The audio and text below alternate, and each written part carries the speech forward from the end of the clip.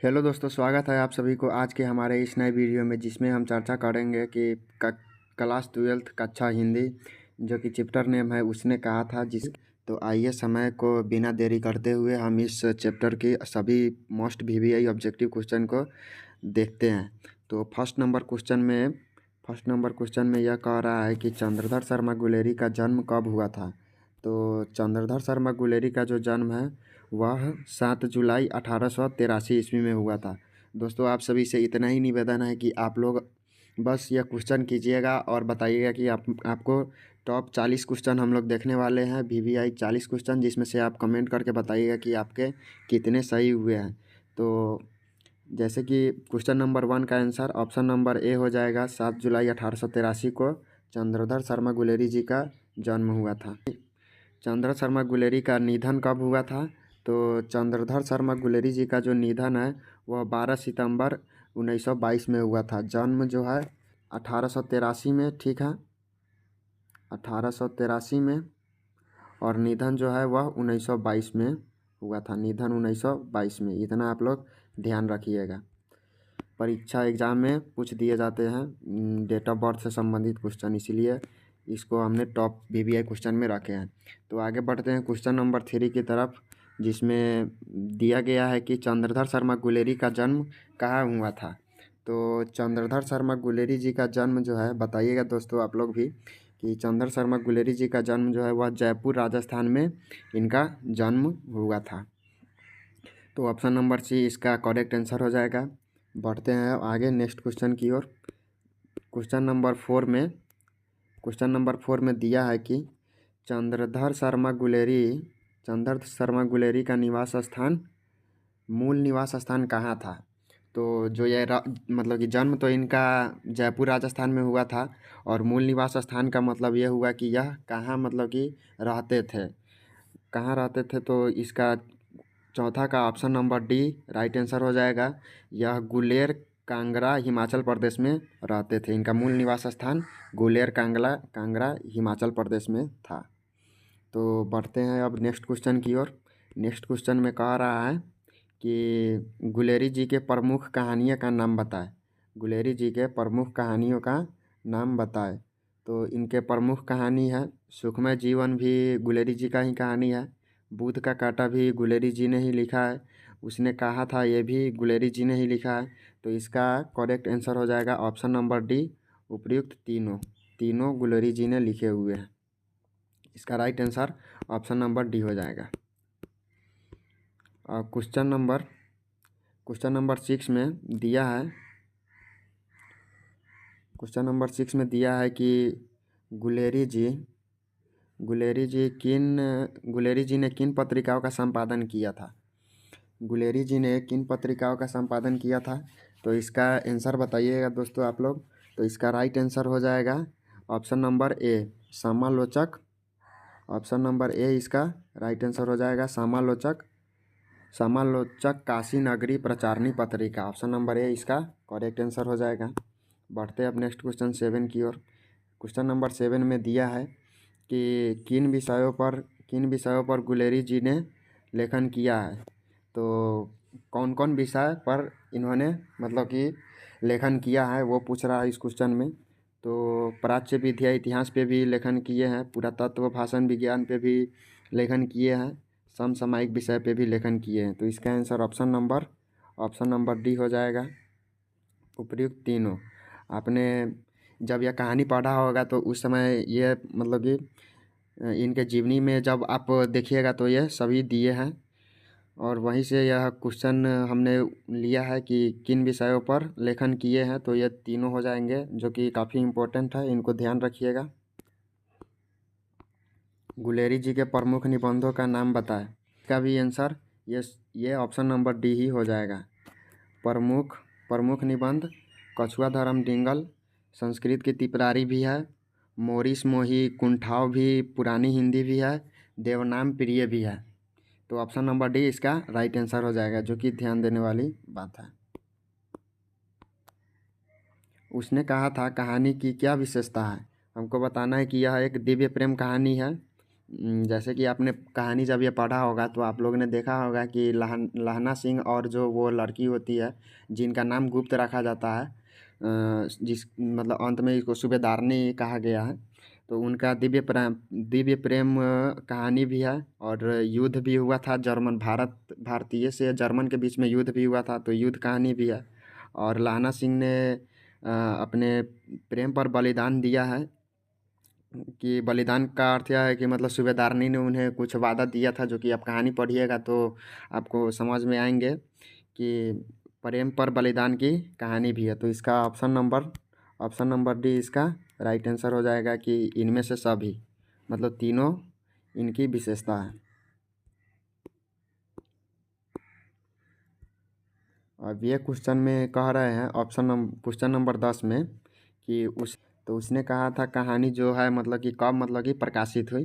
तो इसका option number A right answer हो जाएगा 1915 में। 1915 में उसने कहा था कहानी प्रकाशित हुई थी। ऑप्शन नंबर ए इसका राइट आंसर हो जाएगा। तो आप लोग बताइएगा कि 10 में से आपके कितने सही हुए हैं।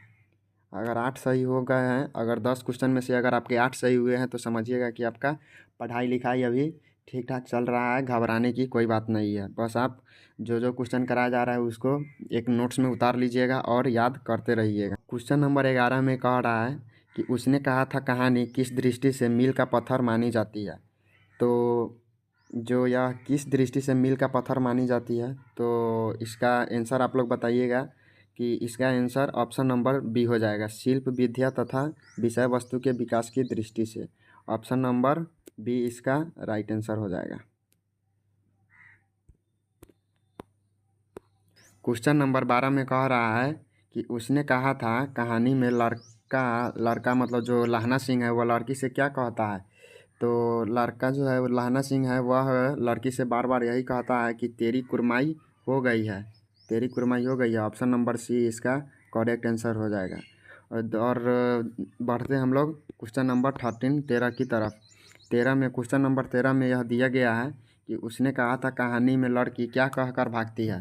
तो जब वो पूछता है लड़का कि मतलब कि तेरी कुरमाई हो गई है, तो लड़की का जवाब क्या आता है कि लड़की बोलती है कि धत धत लड़की बोलती है। तो इसका आंसर ऑप्शन नंबर डी हो जाएगा। तो उसने कहा था कहानी में लड़की क्या कहकर भागती है, तो इसका आंसर हो जाएगा ऑप्शन नंबर डी। बढ़ते हैं क्वेश्चन नंबर 13 की ओर, जो कि क्वेश्चन नंबर 13 में दिया है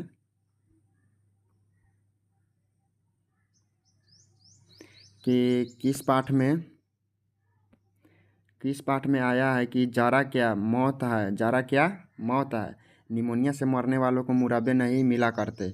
तो यह किस पाठ का यह है, मतलब कि किस पाठ में यह आया है। तो यह इसका आंसर हो जाएगा ऑप्शन नंबर बी, उसने कहा था। तो बढ़ते हैं अब नेक्स्ट क्वेश्चन नंबर 15 की ओर, जो कि है इसमें दिया गया है कि किस पाठ में आया है राम राम राम यह भी कोई लड़ाई है, राम राम यह भी कोई लड़ाई है। तो यह उसने कहा था पाठ में आया हुआ है। तो इसका आंसर ऑप्शन नंबर ए हो जाएगा। ये सब क्वेश्चन आप लोग ध्यान में रखिएगा, क्योंकि यह ऐसे ही क्वेश्चन बोर्ड एग्जाम में पूछे जाते हैं। और इस चैप्टर से लगभग 3 से 4 क्वेश्चन बनते हैं बोर्ड एग्ज़ाम में। तो हर एक क्वेश्चन काफ़ी इम्पोर्टेंट है, हर एक क्वेश्चन को याद करके रखिएगा, क्या पता अगर आप कोई भी क्वेश्चन पूछ दे। इसलिए हर एक क्वेश्चन को 100% याद करके रखना ही रखना है।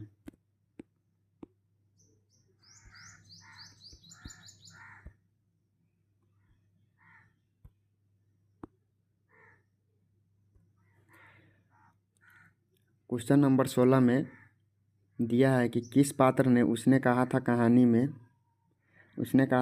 में कहा, और अब घर जाना तो कह देना कि मुझे जो उसने कहा था वो मैंने कर दिया। तो इसका option number A right answer हो जाएगा। क्वेश्चन नंबर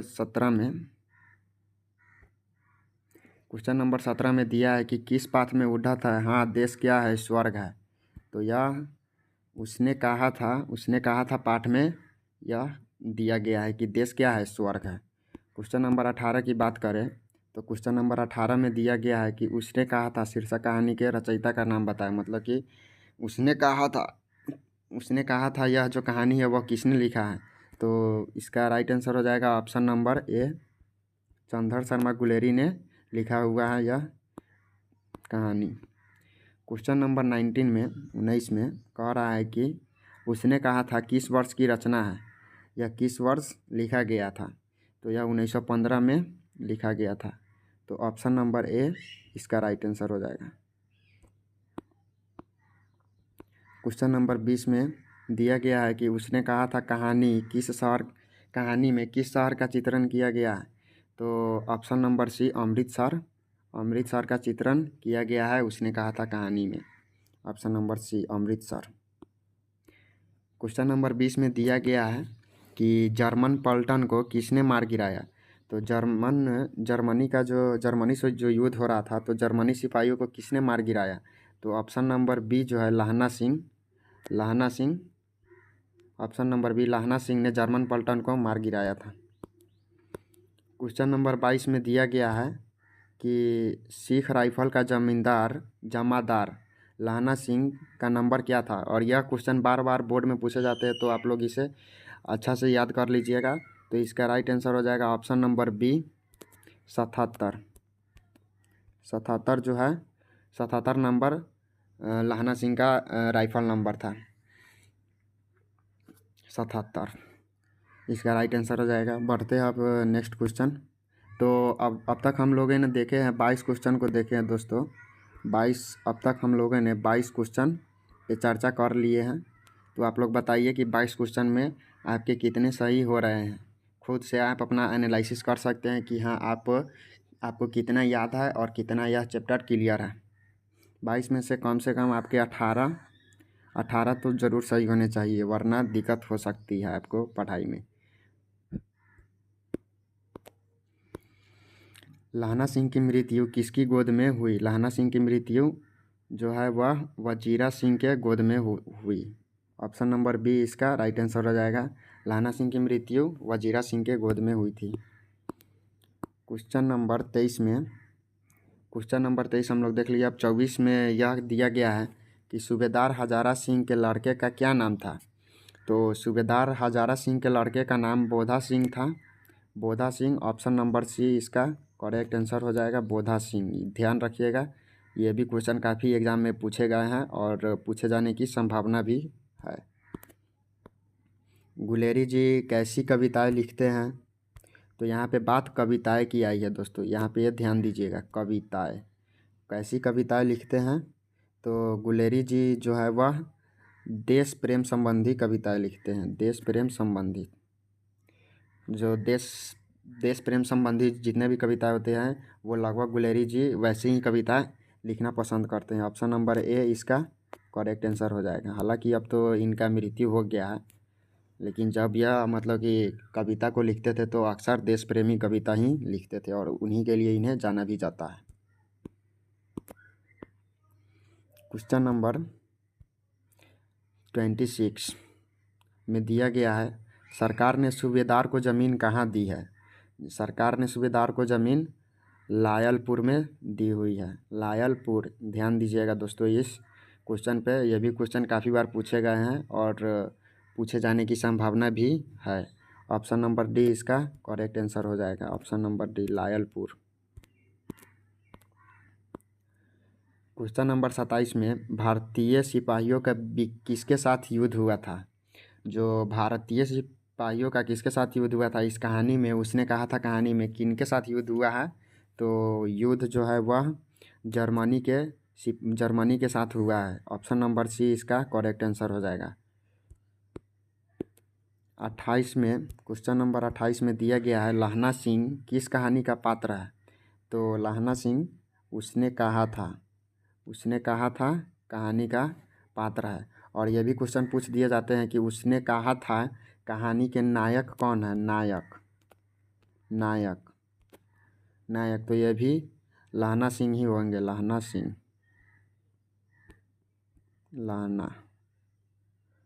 सिंह ही नायक भी होंगे। लाहना सिंह। उसने कहा था किस प्रकार की कहानी है। तो यह एक चरित्र प्रधान कहानी है। ये ध्यान दीजिएगा किस प्रकार की कहानी है। तो यह चरित्र प्रधान कहानी है। ऑप्शन नंबर बी करेक्ट हो जाएगा। क्वेश्चन नंबर 30 में दिया गया है कि तेरी कुरमाई हो गई किस कहानी से संबंधित है। मतलब यह मतलब किस कहानी में कहा गया है कि तेरी कुरमाई हो गई है। तो option number C right answer हो जाएगा। उसने कहा था इस कहानी से यह संबंधित है। ऑप्शन नंबर सी इसका राइट आंसर हो जाएगा। तो अब जैसे कि अब तक टोटल हम लोगों ने 30 क्वेश्चन पे चर्चा कर लिए हैं। तो आप लोग बताइएगा कमेंट करके कि आपके कितने सही हुए हैं। बस 10 क्वेश्चन और बचे हुए हैं, वो भी हम लोग जल्द कर लेते हैं। तो आइए बढ़ते हैं क्वेश्चन नंबर 31 के तरफ, जिसमें दिया गया है कि हिंदी कहानी के विकास में मील का पत्थर कौन सी कहानी को माना जाता है। मील का पत्थर, तो इसका राइट आंसर हो जाएगा उसने कहा था। बढ़ते हैं अब नेक्स्ट क्वेश्चन 32 की ओर, जिसमें दिया गया है कि बिना फेरे घोड़ा बिगड़ता है और बिना लड़े सिपाही। बात सही है, बिना फेरे घोड़ा बिगड़ता है और बिना लड़े सिपाही।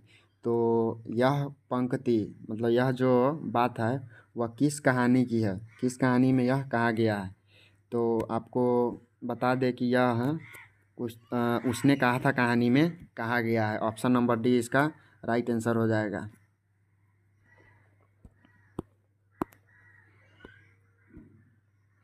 उसने कहा था कहानी में किसने कहा कि उद्यमी उठ सिगरी में कोयले मतलब कोयला डाल। तो इसका राइट आंसर हो जाएगा सूबेदार Hazara Singh. Option number B. काफ़ी आसान क्वेश्चन है, बट ऐसे ही क्वेश्चन एग्ज़ाम में भी पूछे जाते हैं। तो आप लोग सभी क्वेश्चन को काफ़ी अच्छा से याद कीजिएगा और कोई भी क्वेश्चन को हल्का में नहीं लीजिएगा। सभी क्वेश्चन अपने आप में वीवीआई है, जितने भी क्वेश्चन कराए जा रहे हैं। तो बढ़ते अब नेक्स्ट क्वेश्चन 34 की तरफ। गुलेरी जी किसके अभिभावक बनकर मेयो कॉलेज गए। मेयो कॉलेज किसके अभिभावक बनकर गए। तो इसका राइट आंसर हो जाएगा ऑप्शन नंबर सी खेतरी के नाबालिग राजा जय सिंह के अभिभावक बनकर मेयो कॉलेज गए थे। ऑप्शन नंबर सी इसका करेक्ट आंसर हो जाएगा। Option number C. Question number 35 में दिया गया है कि उसने कहा था कहानी में पोहलू राम कौन है। पोहलू राम कौन है। तो पोहलू राम जो है वह डाक बाबू है। पोहलू राम कौन है। तो डाक बाबू को पोहलू राम कहा गया है। क्वेश्चन नंबर 36 में दिया गया है कि उसने कहा था कहानी में लहना सिंह कहाँ का रहने वाला था। तो लहना सिंह जो है वह मांझे का रहने। ऑप्शन नंबर डी मांझे राइट आंसर हो जाएगा।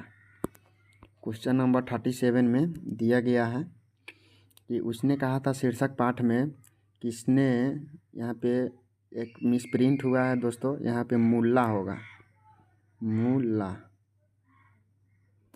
मुल्ला किसने मुल्ला जी की दाढ़ी मोड़ दी। मुल्ला जी की दाढ़ी किसने मोड़ी थी। तो इसका राइट आंसर हो जाएगा लहना सिंह। ऑप्शन नंबर सी इसका करेक्ट आंसर हो जाएगा। लहना सिंह जो है वह मुल्ला जी की दाढ़ी मोड़ दी थी।